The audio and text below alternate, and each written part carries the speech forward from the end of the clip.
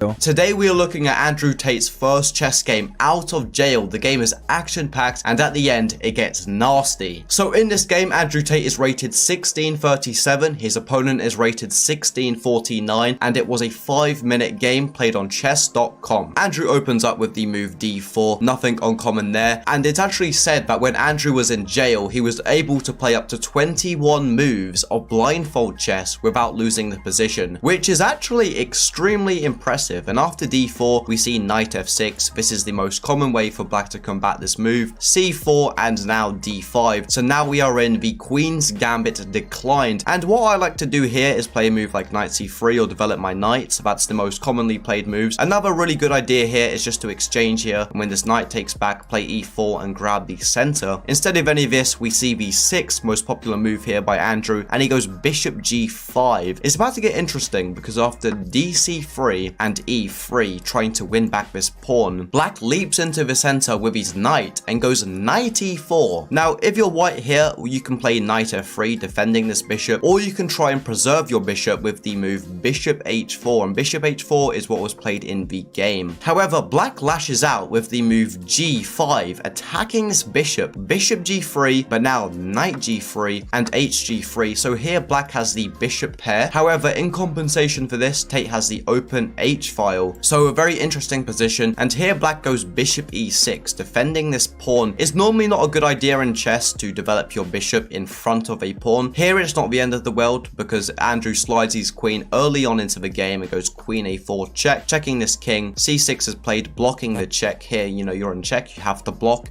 c6. And here Andrew plays bishop c4. Now, I'm not too sure who he was playing in jail, but this move bishop z4 is a blunder due to this move b5. However, it was missed in the game. Tate just dodged a bullet because bishop c4 was played, but now queen c4, and here queen a5. This queen gets into the game and checks the king. So Tate's opponent kind of doing the same thing that he did, checking this king. Now, white has different ways to block this check. Move like knight c3, blocking it would be a nice idea, also getting the knight into the game. Instead, queen c3, perfectly fine. And after queen c3 and knight c3 and knight d7, here Andrew plays one of the top engine moves and goes knight e4, also attacking this pawn on g5, and this pawn is defended by the move h6. Try work out why this move h6 is no good. You can try pause the video, or you may just already know it. So the reason why this move h6 is bad is because it doesn't actually defend this pawn. This pawn can still be taken with knight g5, because if the knight is recaptured, then this rook, it wins this rook. Let me quickly show you. See, it just completely blunders. So if we go back a bit, back to h6, well, this pawn was never actually defended, and instead of this, Andrew opts for knight f3. Bishop g7, defending this rook, so this rook is now nicely defended. Both players get their king to safety, king e2, and now castles queenside. And it gets interesting here because it's actually the middle game. In the middle game is where the action starts, and you've got to start thinking for yourself. And here Andrew kicks off the middle game with the move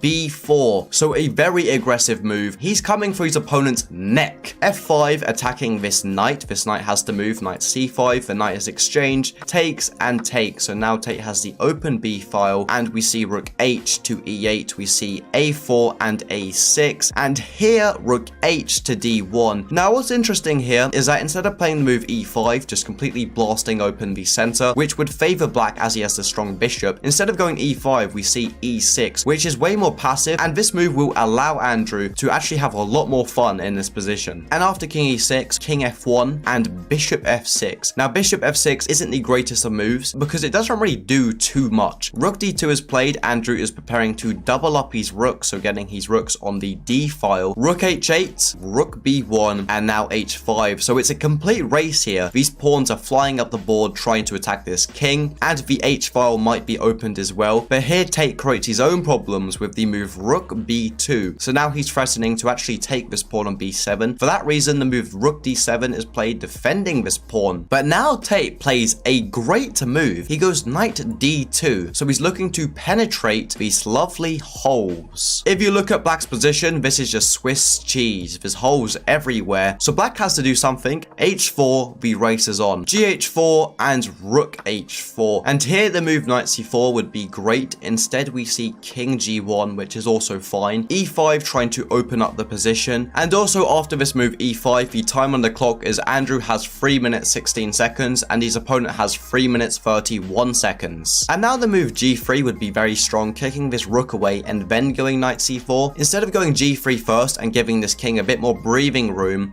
we see the move knight c4 first, rook d to h7, and now g3. So the move order is slightly reversed. Rook h1 check, king g2, and now we see an exchange of takes, and takes. And this position is very crucial because here the move Andrew had to play was knight d6, checking this king, and let's say knight d6, check, this king goes to b8, now winning back this pawn on f5. And the idea is because after takes and takes, the material is equal, but this pawn defends this d4 square. I'm going to show you what happened in the game so you understand why I said this. So after ed4 here, which was played, knight d6 was important to win this pawn on f5. Instead we see takes first, but now this bishop takes. After knight d6 now, check, king b8 was played. Now when we win this pawn is hanging. But remember when this pawn was on e3, defending this square. So now Tate is just down a pawn after knight f5. So takes. So Andrew is down a pawn in this endgame, and his opponent has a bishop. Can he conjure up one last attack? We see knight e3, rook e7, but now knight c4. So maybe looking at some nasty stuff. We see rook f7, but now rook b2 defending this pawn as there was a threat here.